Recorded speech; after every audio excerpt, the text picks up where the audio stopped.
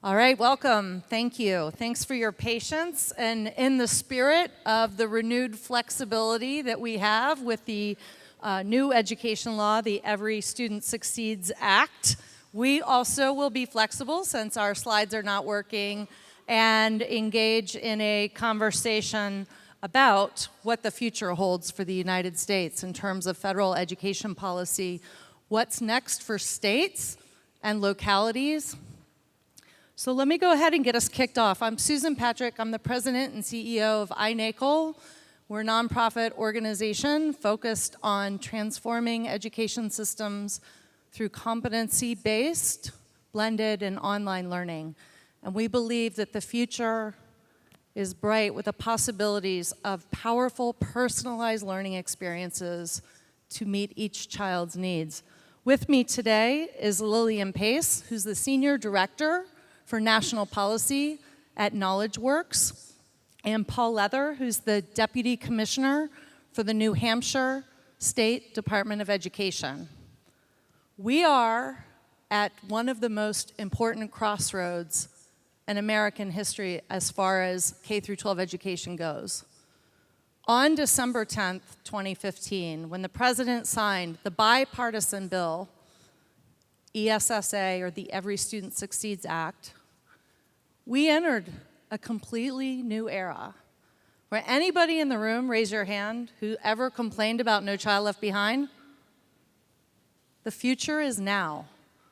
The future of what we believe success should look like for each and every student in the United States is now back in the hands of states and localities, and even in our communities. And what we need more than ever right now, in the next 12 to 18 months, as the U.S. Department of Education and the administration over the next 12 months sets rulemaking into effect for the new law, it is now in the hands of communities, of our educators, of our localities, to work together with the states to shape what this future looks like. And state by state, we'll be having conversations around what do we want our graduates to know and be able to do. This opportunity doesn't come around very often, and even in a lifetime. And this is a rare opportunity to really focus on what does it mean to be globally competitive. Where are the gaps in our system that we want to help strengthen and fill and build educator capacity? We want to ensure that every student graduates with the knowledge and skills, world-class skills, to be successful in college and careers. And this is our moment to engage in these conversations and hit reset. So today's session is going to focus on the importance of this opportunity, an overview of what is in the federal law and what is allowed, because you can read each of the sections across the federal law and ask yourself, well, is it allowed? And it is allowed.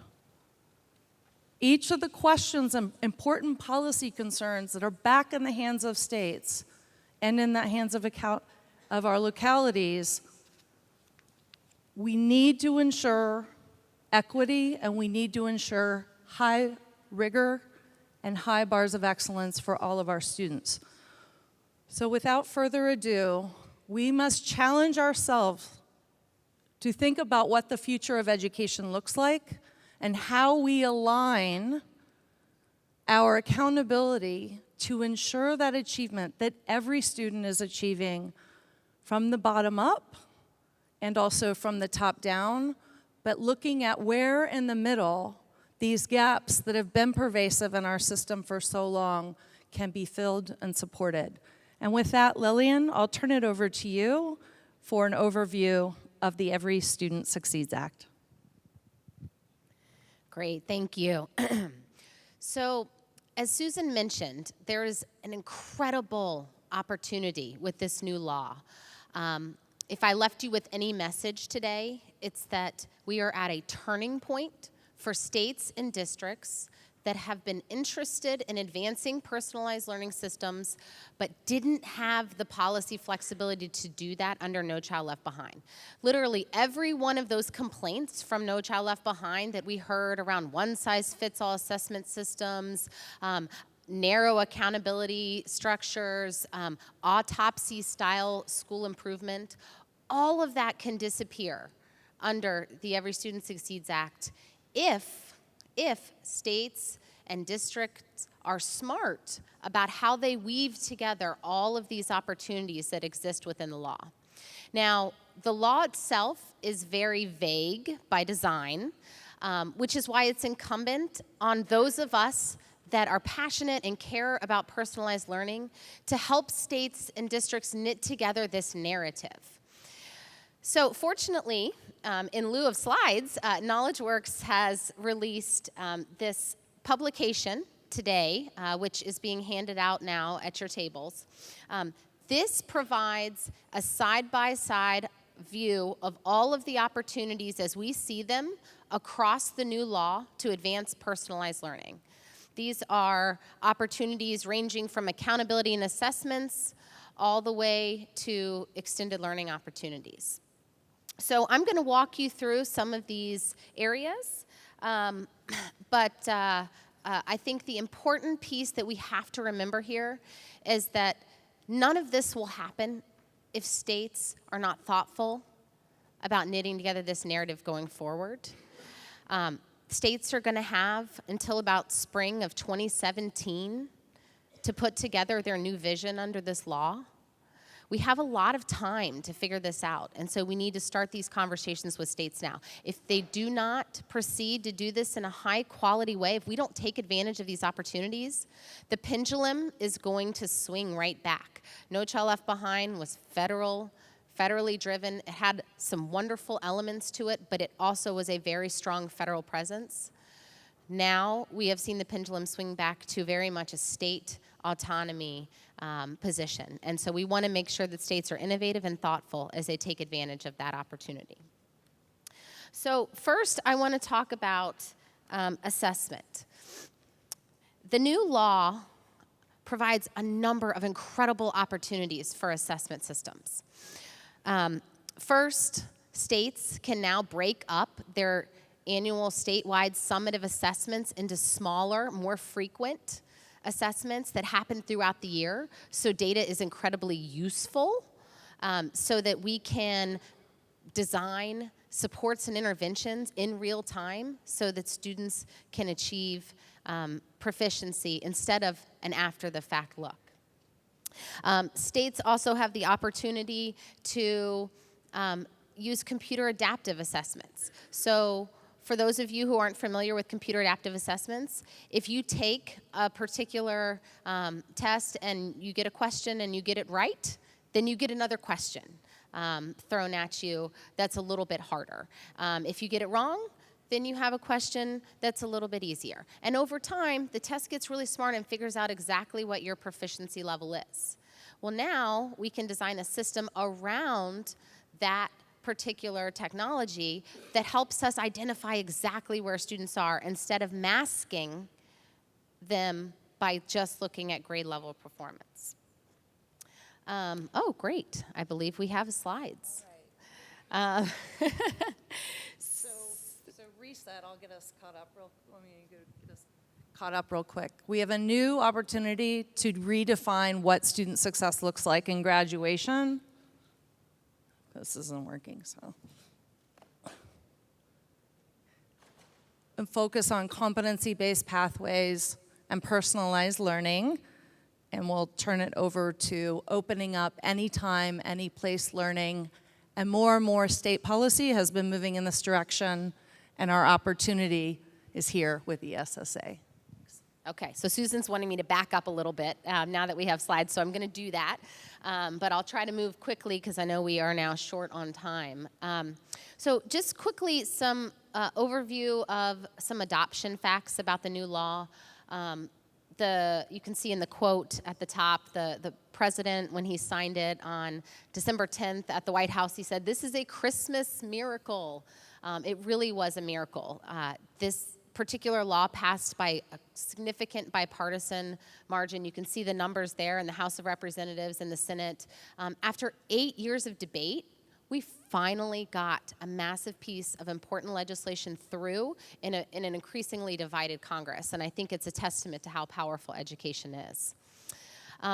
The meta themes that come out of this new law, the first two, high expectations and transparency, required action for underperformance, those are the carryovers from No Child Left Behind. Those are the really good pieces that I mentioned that came from that law.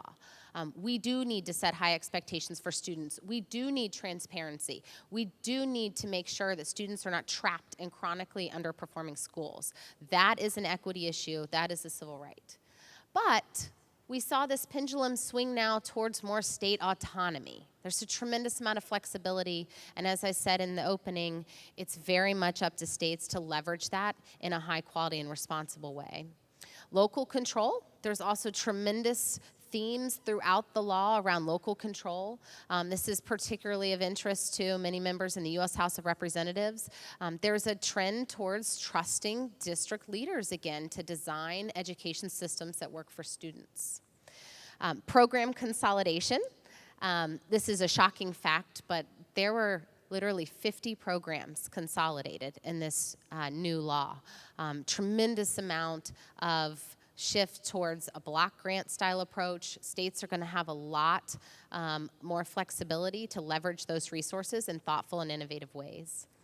And lastly, this room for innovation. That goes hand in hand with state autonomy. So we need to make sure that we are being innovative, that we don't fall into this, compliance mindset of we already have our education system built, let's just carry forward what we've been doing for the past 5-10 years. So a couple quick facts around the implementation timeline. The first two steps here have already happened this year. This is the process that the U.S. Department of Education is going through in order to issue regulations so that they can clarify places in the law to ensure that states and districts are implementing the law according to congressional intent. In January, they issued a request for information asking where they needed to clarify. In February, they asked for names of people to sit on a panel to hash out some of these tricky issues in a public setting. That panel is going to meet in March, April timeframe. Whatever they agree upon will be rolled into a draft regulation that will be released potentially around June timeframe. There will be a 60-day public comment period where all of us will have the opportunity to weigh in on whether we think the U.S. Department of Education has interpreted things correctly. And finally, a final regulation will be issued. Once that final regulation is issued, then the department can move forward with the application process for states and districts around the programs within the law. So what remains the same? Certainly, there's still a number of things that states will continue to do. They will continue to adopt challenging state academic standards. They will continue to test students annually in math and reading in grades 3 through 8 and once in high school. They will continue to disaggregate that data based on subgroup. They'll continue to identify schools that are underperforming. So those 5% of underperforming schools in the state, they will still be identified for action. And the state will still have very much a role around distributing the formula programs. So, as I mentioned, we have this resource around what is different in the law.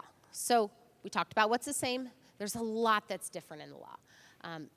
We started talking about assessments. Some of the points I mentioned there. You can break up these summative assessments into smaller, more frequent assessments throughout the year. Student growth is now in law.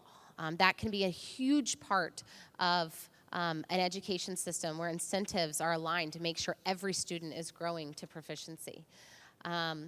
There's also this incredibly unique opportunity to create an innovative assessment system, very much like what New Hampshire's doing, what we'll hear about shortly. Up to 7 states initially, and then potentially any state in the country will have an opportunity to explore whether they want to do something different, whether they want to begin to pilot a different assessment system with a group of districts, eventually to scale up statewide. Accountability. The accountability provisions in the law are really wide open. Sure, states are still going to have to report performance on state tests. They're still going to have to report graduation rates. They're still going to have to set goals, long-term goals for advancing students to proficient. But they have tremendous flexibility in the indicators that they choose for their systems. And what we suspect is we're going to see states design much more complex indices, where they're weighting different indicators that they value in their system so that they are driving their vision for teaching and learning. And we suspect and hope that states will begin to explore personalized learning indicators as they have that conversation. The next area are school improvement strategies. So you will not see the federal government prescribing how you turn around a school in this law. That has disappeared. The local school districts will have the ability to design their school improvement strategies. They will need to be evidence-based, but there will be a lot of flexibility to create new school improvement strategies. States can be really thoughtful in how they support districts through this. They can create a framework and drive resources to support districts that are thinking about personalized learning strategies to transform their school systems. There's a pretty wild card sort of new provision in the law called direct student services. This is a provision that essentially allows any state to reserve up to 3% of their Title I Part A grant to provide direct services to students with a priority to those students that are trapped in those underperforming schools. What's really exciting about this is when you look at the allowable uses of funds, it specifically says in that fourth bullet, components of a personalized learning approach. The authors of this law got that we need to provide personalized learning opportunities for the students that are behind and trapped in these schools while we figure out how to reform them. So the elimination of the highly qualified teacher requirement. That doesn't sound like an opportunity, but I'm going to make a pitch on why I really think it is.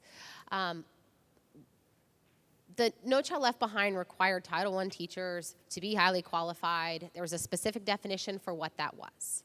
By eliminating that and now saying in the law that you just have to ensure that teachers meet state certification requirements, it sets up a new conversation in the state around how we modernize our certification processes.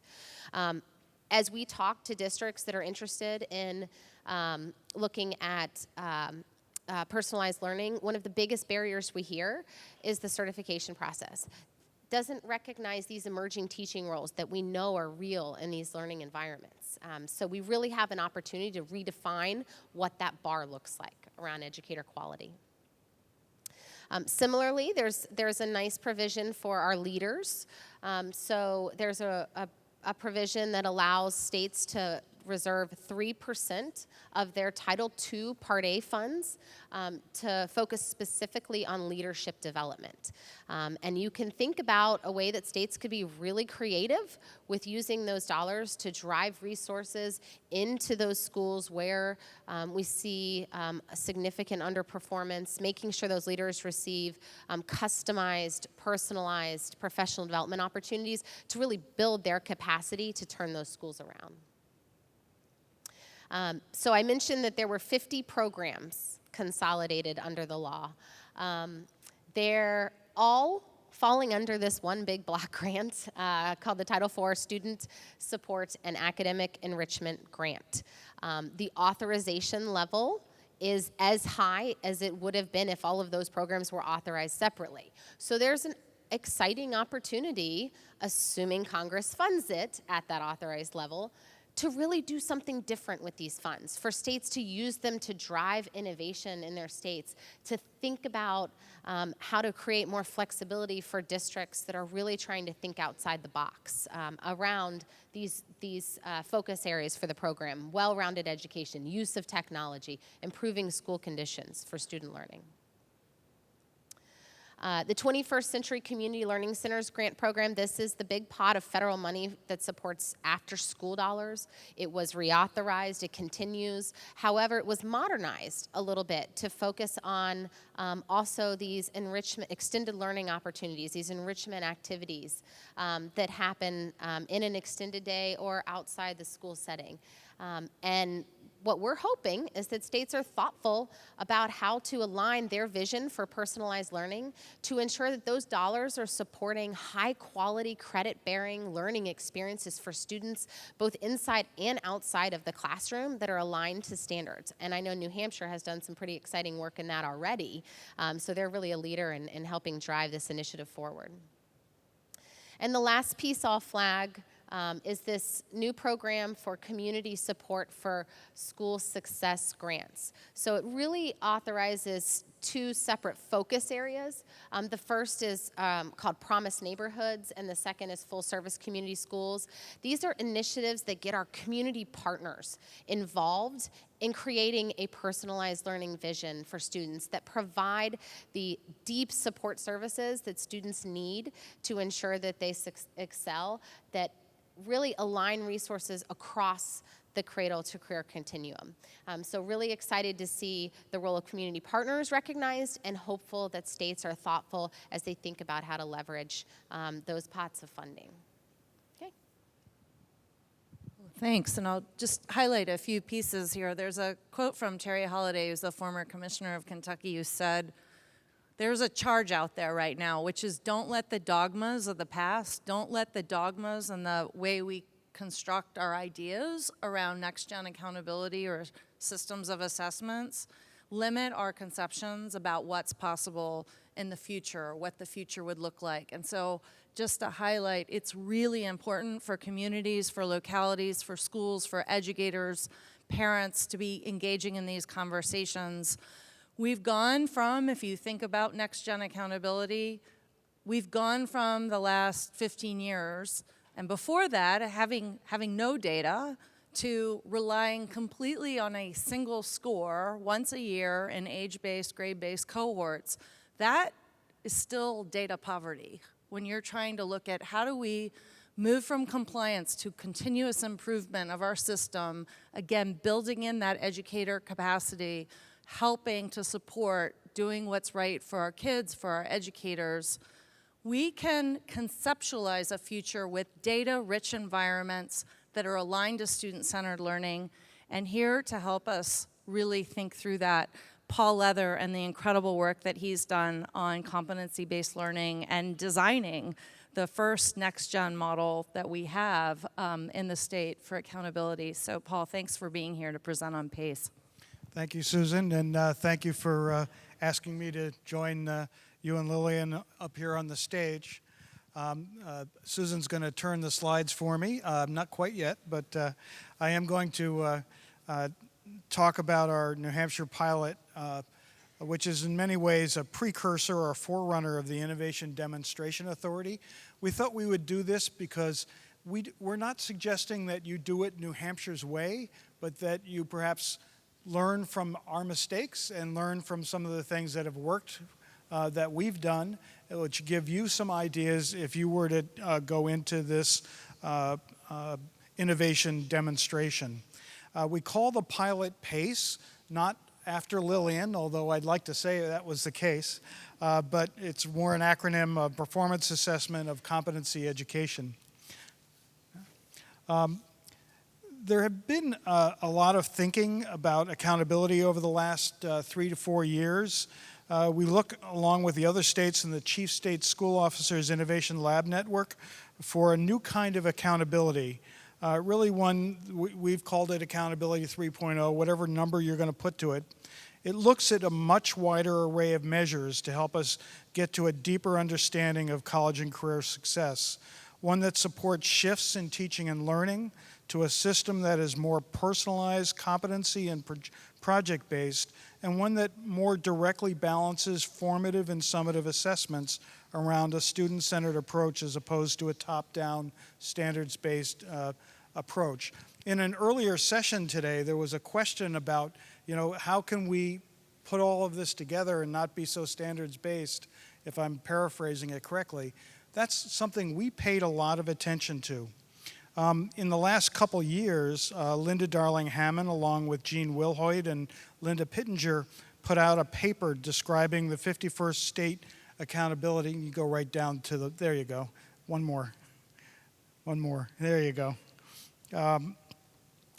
System model where both locally derived assessments combined with state-level checks at grade spans and further checked through both paper and on-site quality reviews by peers and experts to ensure reliability and validity of the system. New Hampshire built its system to look like this. It's really what people are now calling a comprehensive system of assessment, as described by the National Center for Assessment, Scott Marion and Nathan Dady, where you combine state and local assessments, but no longer in an incoherent fashion, in more of a coherent fashion, where the focus is on teaching and learning and comparability across the various assessments. Also, in the 51st state model is a comprehensive look at educator effectiveness with a movement away from simply emphasizing trying to identify the 1% to 2% poor teachers to one that builds the capacity of all educators through networks of learning and communities. Some of you may have followed the National Center for Education and the Economy released a paper by Ben Jensen from Learning First called Beyond PD, where he talked about 4 high-performing countries or provinces, Shanghai, Hong Kong, Singapore, and British Columbia, where they have constructed new ways to think about educator accountability, where student learning is a core to the process and where educators work to improve instruction and learning by forming networks or communities of support to build their skills professionally, and where educator judgment becomes a larger piece of the assessment and accountability process. Again, New Hampshire learned from that experience. We particularly focused on the tremendous work going on just across our borders to the north in Canada, and really looked at this underlying theory of action where we increase the quality and skills of educators through professional learning and measure that growth through student performance on rich tasks and with much greater depth of knowledge. For educators to implement a system like that, they must be functioning at a higher level of assessment literacy than we typically see. New Hampshire really has gone down this road for many reasons. We've been innovating in the competency education space for a number of years. We felt that the earlier forms of assessment and accountability were really holding us back. And so we really wanted to do something that would be more supportive for our students and our educators. We wanted assessments that were deeper than we were seeing developed nationally, so we could truly maximize student learning, engagement, and accelerate improvement in outcomes for our students. We also wanted to harness educator ownership in our assessment and accountability processes. We believe that the top-down state standards and assessment approach of the standards-based movement of the last 20 years essentially disenfranchised local leaders and educators from owning their own process. Instead, it caused more and more of our communities and citizens to lose trust in our educators and in our schools, with a disappointing result in student growth through this change over the last, I'd say, 13 to 15 years. By reinvesting in a more internally oriented system where educators have a hand in developing the standards or competencies and also in constructing curriculum-embedded complex performance tasks that can be used for accountability purposes, we reduce overall external testing time and enhance investment in the system overall. Here's a timeline that shows that New Hampshire's been working on competency education for about 20 years. I'm not going to go through this timeline, but suffice it to say, this is not a Johnny-come-lately idea for New Hampshire, and not something that somebody could just jump into, if you will. Yes, many states, many communities, many districts have been developing competency education, but know to have a rich system, it takes some time. So states and communities that are thinking about the innovation demonstration should be thinking about their longitudinal path to creating their own kind of a system and not necessarily do it the way New Hampshire has done it. PACE is also different as an accountability system in that it is not statewide. Oop, they're still in there. Keep going. Yeah. We took these slides out, but we're still working with an older deck. Okay, go to one more. Okay. PACE is also different as an accountability system that is not statewide, but involves those districts that have demonstrated readiness for the pilot. They have undergone training in constructing and scoring complex performance assessments. They've implemented competency education across their schools and districts. And they have dedicated leadership and community support in the effort. Last year, the first year of the approved pilot, 4 school districts participated. This year, 7 districts and 1 charter school are participating. As you can see on the far right, we have a number of districts that are lining up, preparing, and demonstrating the readiness. We believe to truly innovate in public education, you need to have a starting place, a proof point, where schools and districts can demonstrate their capacity to do the work with supports and guardrails evident to all in order to join. We find this same kind of deliberate scaling approach in the Section 1204 Innovation Assessment and Accountability Demonstration Authority, which is now opening up. This may be the biggest difference between the demonstration authority and some of the other changes that Lillian talked about earlier in assessment and accountability for the full system. Before I go any further, however, I want you to see what the new student assessments look like so you can have a sense as to what we are doing.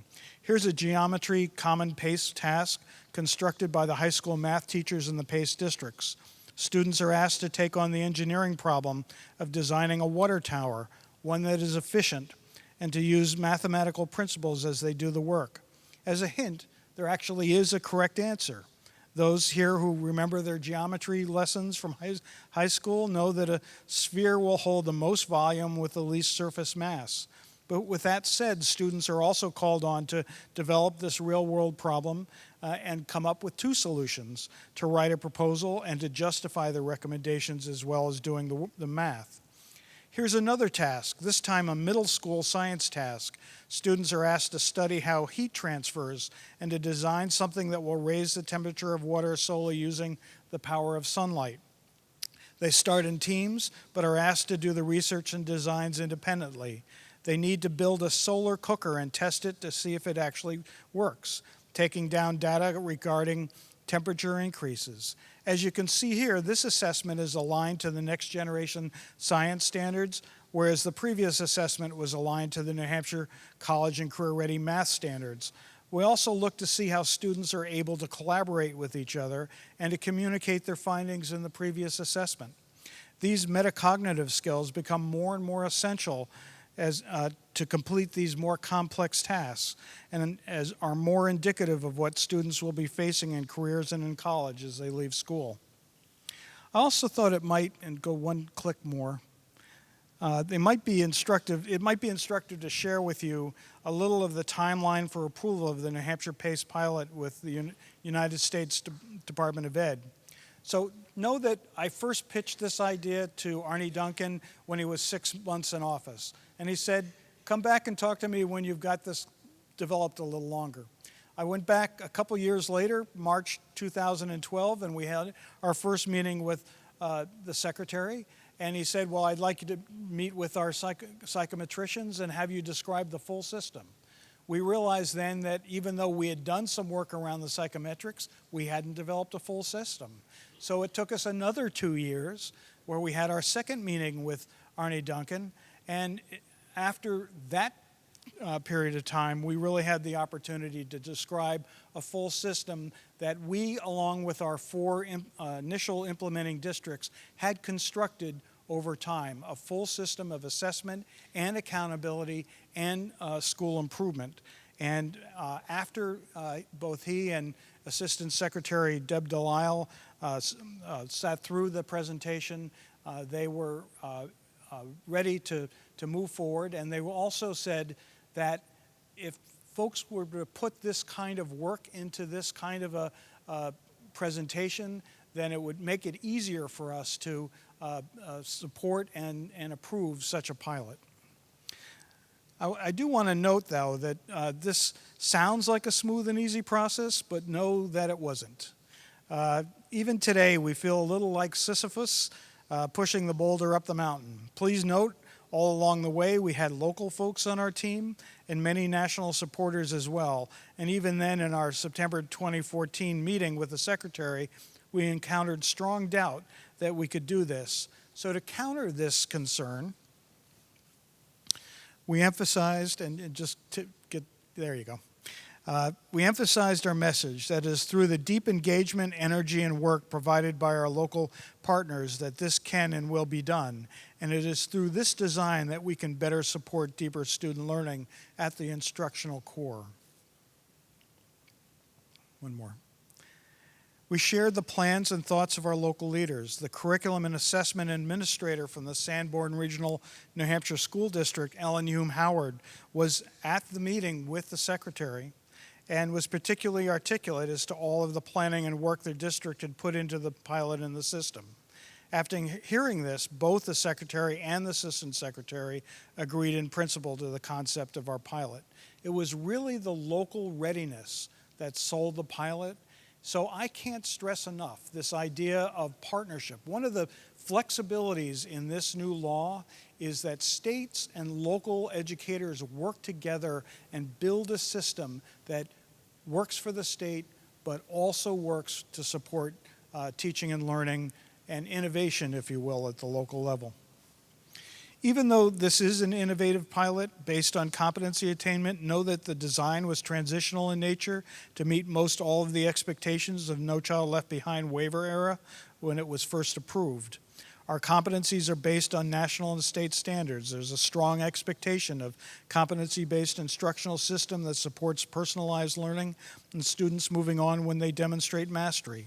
The local system is designed to follow a trajectory of competencies, and as you can see, we do check this with Smarter Balanced, and there is at least one common for all PACE districts performance assessment, which is really developed to calibrate and share comparability over time. Our goal is to provide as much emphasis on student mastery of deeper learning as coverage of a broad range of standards. And as we do this, we remain highly committed that all students gain from the process, particularly those who are educationally disadvantaged, but that it's an internal accountability system that folks are developing themselves, and they are committing resources. They have the leadership and the educator capacity to demonstrate the system. Here's the build out, if you will, of the assessment schedule through the grade levels. Note that Smarter Balanced is in red once each in English language arts and math and grade spans, and at least one common performance PACE task is given each in ELA, math, and science through the intervening years, again for calibration purposes. Here's a snapshot of both the state and the local assessments being given by one of our participating districts in English language arts. What you can see here is the coherence from the local school and classroom level where they're giving performance tasks, unit summatives, and it's all tied back to both the work at the district and the state level and the complex performance tasks. We tell the many states and districts that they've come to observe our work that if you want something that's easy to implement, then don't choose this model. However, if you want to build on your educators' expertise, re-engage your community in ownership of their educational system, and support students in deeper, more authentic work, then this kind of approach might appeal to you. Here's our design model, where we have multiple assessments at the local level, assessing student mastery of competencies, as well as the Smarter Balanced and PACE common assessments at designated levels, all of which combine into competency scores for students in the schools themselves, expressed as comparable annual determinations across the PACE schools and through comparability studies done for us by the National Center for Assessment, one of the core partners of our work, to demonstrate comparability with non-PACE districts as well. In our negotiations with the U.S. Department of Education, the ability to produce comparable annual determinations across the pilot and comparable to all New Hampshire districts has been key to our expectations. And so know that our ability to do this both within the pilot and across the non-PACE districts was extremely important, and we believe that we have done it, and I'm going to show you some of the data from our first year. So ultimately, the annual determinations are based on the full set of local, common, and state assessments given to each student in each grade, 3 through 8, and in high school. Cut scores have been based on average competency score distributions across a given school based on 4 different achievement levels. Again, I must emphasize the score is not based on the single common PACE performance task administered in a given year, but on the full body of evidence developed locally. The common PACE task is really a calibration tool, as I mentioned earlier. So here's our English language arts data for the first 4 districts and their annual determinations. And in simple lay terms, level 3 was determined to be competent, level 4 above competent, level 2 is not yet competent, and level 1 basic skills. As you can see, there is a distribution based on these local curriculum embedded assessments that is pretty similar to what we might find with a large-scale state assessment.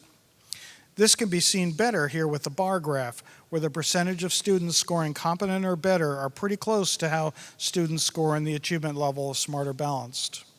Again, here we have the distribution of competence achievement level scores by disaggregated groups. And we see that we have work to do with students with disabilities, and particularly with students with disabilities who are economically disadvantaged, not unlike some of our non-PACE districts as well. Here is the math distribution. Again, we see a fair distribution of the between Smart or Balanced and PACE. They are not as close as they were in English language arts, but they are not substantially different either. However, as we look at the graphical depiction, even though each bar represents a different cohort of students, we see that there is the possibility that students are scoring, that educators are scoring students higher locally than students are scoring on the state assessments, and that there may be a decline overall as students progress through the grade levels. These findings are consistent with what we have found with our non-PACE assessments historically with the New England Common Assessment System, or NECAP, as well as with our first year of the Smart or Balanced results for non-PACE districts. And here we have the disaggregation for math. And again, we see that we have much work to do with certain subgroups. And we have teams of educators internal to our districts and across PACE looking at how we will address these issues. You may know that on both Smart or Balanced and on NAEP assessments, New Hampshire is consistently in the top 2 performing states in the country. Nevertheless, the data findings that we are seeing here gives us information necessary for continued improvement, something that we are taking very seriously as we go forward in coming years. The important thing is that our educators believe in this system. They have constructed it, they want to see it work, and they have a high degree of ownership. So in summary, we have learned much already, even after only a year with a pilot, and our approval letter actually came a year ago, 2 days ago. So we've really actually only been in it for a year. And collaborative capacity building among educators has been key to the success. Our educators across the board talk about this training as the best professional learning that they have had in their careers. The implementation of reciprocal expectations between educators and leaders, schools and districts in the state have really driven tremendous energy and excitement about this new emerging system. Cross-district calibration, the development of comparable annual determinations, and the development of useful data for student improvement have all been demonstrated in this first year. We think that as we enter ESSA with an identified innovation assessment and accountability demonstration authority, that we may be seeing a whole new era for public education, one where educators are once again at the center of standard development, of assessment, and of accountability based on a richer set of tasks and on multiple assessments, on increased skill and capacity of educators, and on a greater reliance on proven educator judgment. I truly am excited for the future. I hope you are too. Thank you. We'll go ahead and take questions. We'll do a quick wrap up here too. And Lillian, I didn't know if you wanted to have any sort of final comments on pulling together the opportunities that are out there with ESSA and the flexibility with a really concrete example of the incredible work that New Hampshire's been engaged in. And this is a long game. If we're serious about building capacity in our systems and moving the needle in this country, it's really interesting. Like, we work with 50 different ministries of education around the world, and this idea of how we're going to get to where we need to get with student success, we can't change the system without building the capacity of our educators. And to highlight, with highly qualified teacher provisions gone, and Lillian mentioned this, what about creating a system? I know I've heard districts and schools complain about, I'm sorry, those of you from colleges of ed, but teacher prep programs. Who hasn't complained about teacher prep programs, right?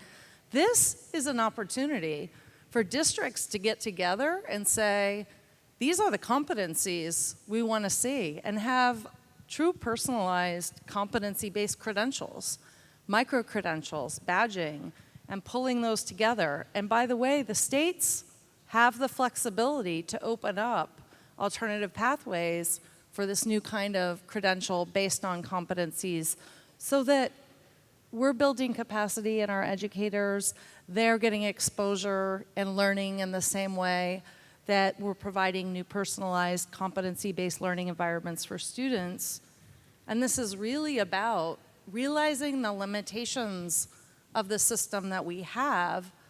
If it's time-based and we keep batching kids based on their birthday instead of meeting them where they are, allowing them to go through with A's, B's, C's, D's, so the kids have 20% gaps, 30% gaps, and we just rank and sort them based on GPAs, instead of focusing on what is a learner profile, what are the competencies and skills that need to be developed, and ensure that you build mastery, demonstrate mastery through a performance, through exciting projects that are relevant, and you have those skills and dispositions built out so that a diploma means something. We're not graduating kids and having 30% of them or 40% of them in remediation programs when they get to college.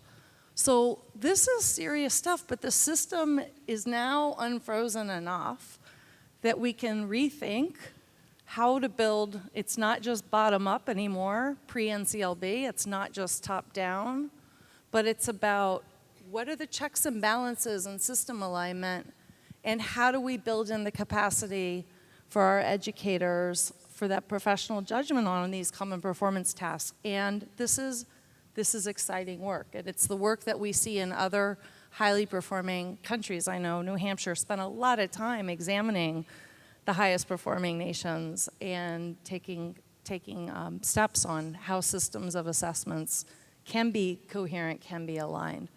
Well, we have questions, or did you want to add a few closing comments before we go to questions? Sure. Is this on? Okay. Yeah, I mean, I just wanted to reiterate, obviously the story that Paul shares is phenomenal, but it's really hard work. And I think, an important message to take away here is that this is going to be 50 different states tackling this. Not every state is going to look like New Hampshire, as Paul said. This is the exciting part of innovation. The key here, of course, is going to be are states being thoughtful in how they leverage and knit together these opportunities, and are they being thoughtful not to put up new barriers to personalized learning? There isn't really a huge market out there to build these types of systems right now. We can't even wrap our head around what they could look like in a lot of ways aside from New Hampshire, because the system was not set up to support this. And so now we have this exciting new space to innovate in. And I think we have to make sure that we are being really thoughtful, we're not putting up new barriers as we go forward, and that we're making sure that we are doing this in a high quality and aligned way. Thank you. Kind of builds on, sorry, this kind of builds on Lillian, your comment right now. What New Hampshire has done is very impressive, but they've been working on it for a long time.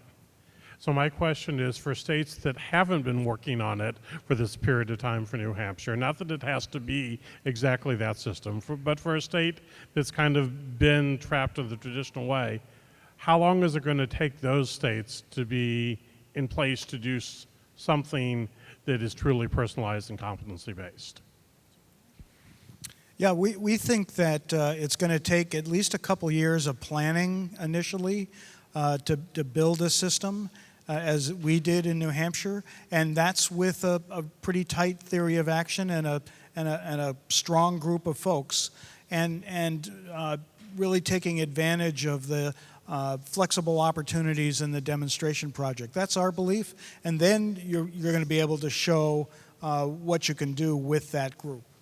And I'll just give tip my hat to the great work at CCSSO in the Innovation Lab Network. They started with 6 states. They've gone to 12 states and growing. They have been having these conversations around how do we really create a next generation learning system for our students that has brought in districts that are a coalition of the willing, and they've been working on this for years and having these tough conversations around what would the future look like. And on December 10th, the door got opened. It's here now, and there are a number of states that have been thinking about this, that include states from the ILN, but also include other states. We just did 2 regional events, and we had a number of state leaders there that expressed interest in the room in ESSA, not just at large, but the innovative assessment pilot that we've been talking about in Section 1204 will create room for up to 7 states to run a pilot for 5 years, but it's really crucial they get that 1 to 2 years of planning time to ramp it up. So there are a handful of states that are really thinking deeply about this to help create new models, which is exciting. Yeah, and I'll just piggyback on that. I think there's 2 scenarios that concern me a little bit, 2 pathways that I think we need to work against. One is sort of the narrative that, well, gosh, states just went through a really intensive buy-in process to redesign their education systems under the waiver opportunity that the U.S. Department of Education gave states. 43 states built these new systems. Why would we dismantle those? Why don't we just continue the system we built?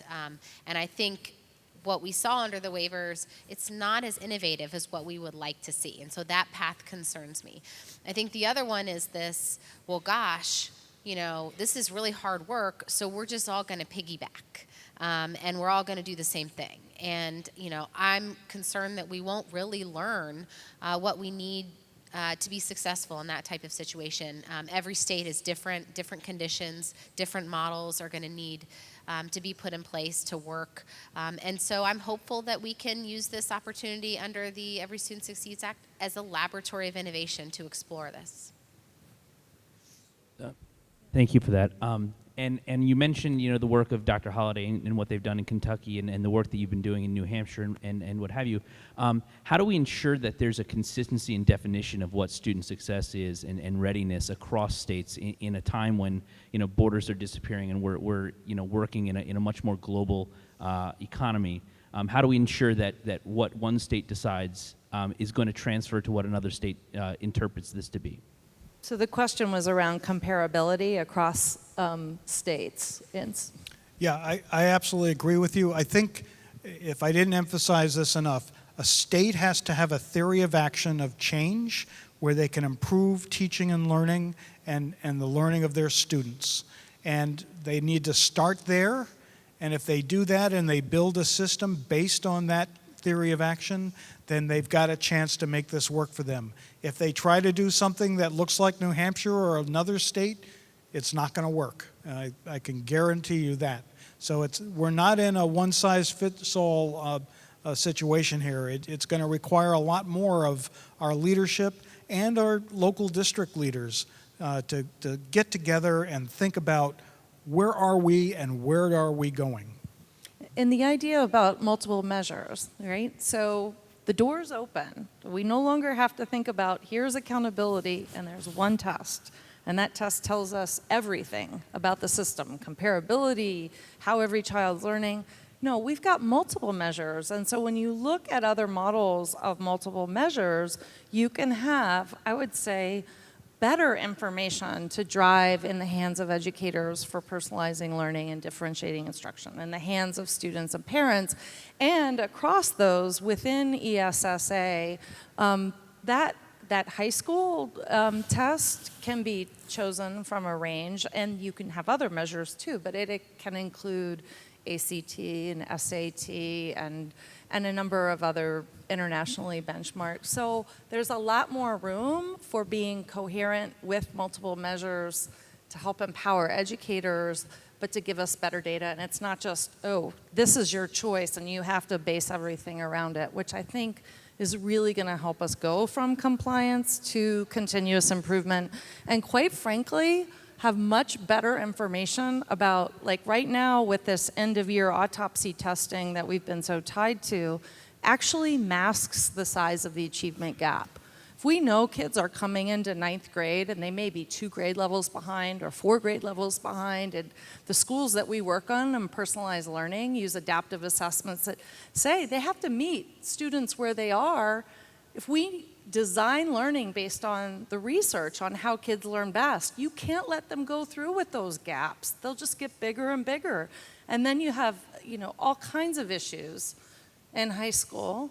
So if we're able to address that and have better data, it's actually going to be a call to action on the emperor wears no clothes on how much deeper the achievement gap is than we're being honest about right now. And we have to address that for equity in this country. I'll just add one last point on that.